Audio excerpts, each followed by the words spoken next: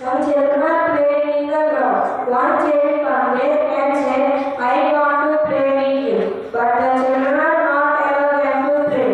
The child was cried, leave the place. He was angry upon those children, and he decided to break up those friendships.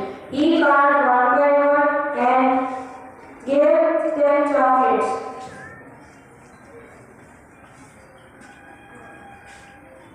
He broke up those friendships, and he enjoyed them a lot.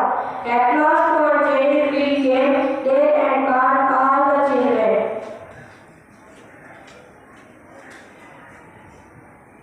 He requested to play together, but they won't come. Then again he requested.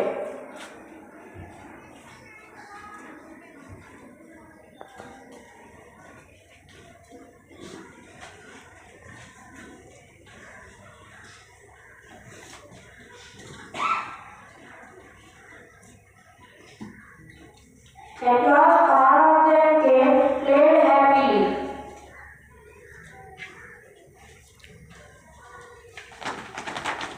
Moral of the story: purity is strength.